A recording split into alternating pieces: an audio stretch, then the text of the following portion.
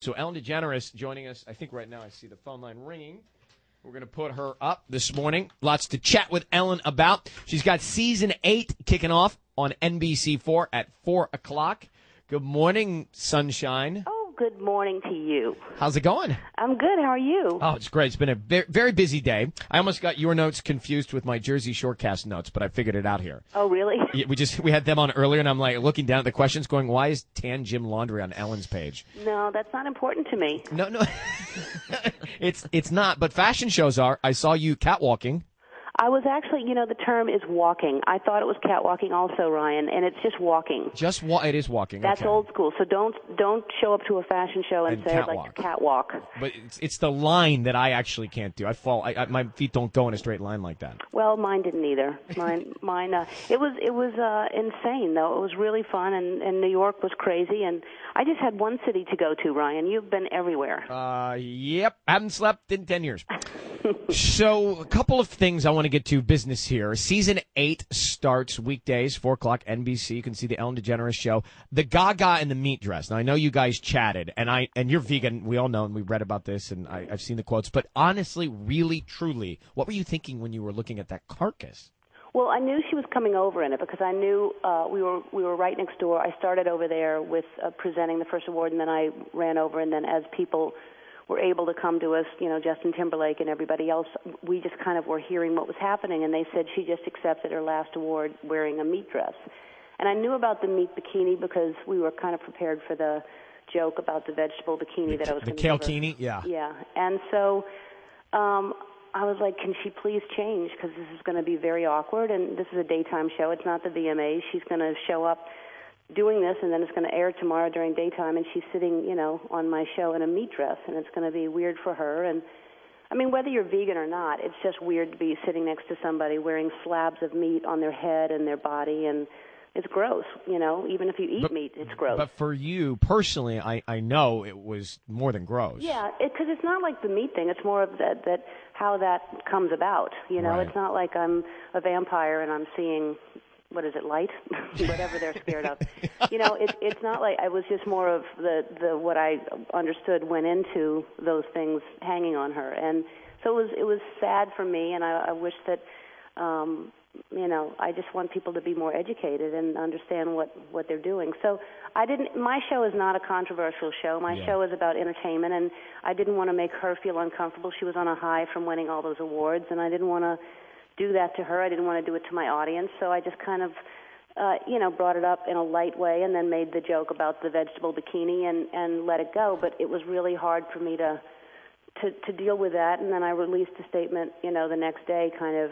I love Lady Gaga. Yeah, I do too. I mean, that's what your statement. I'm reading your statement. Yeah, go ahead. I love Lady Gaga, but as someone who also loves animals, it was really difficult for me to sit next to Lady Gaga while she was wearing that outfit. Yeah.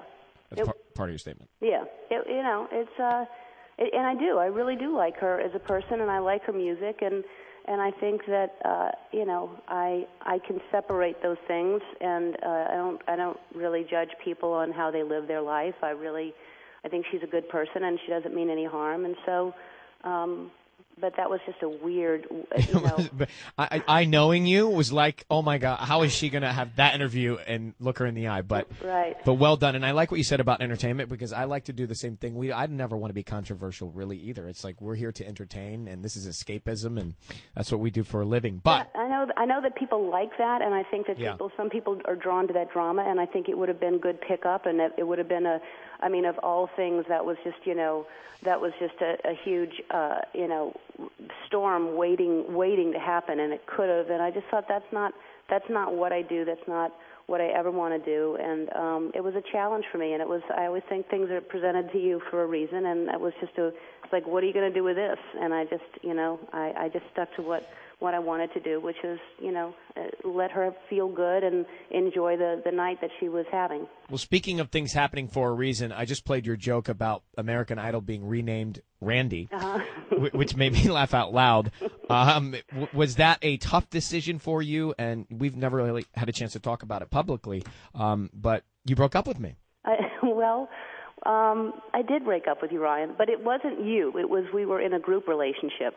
Okay. I'm more monogamous, and with a single person. I don't like playing around.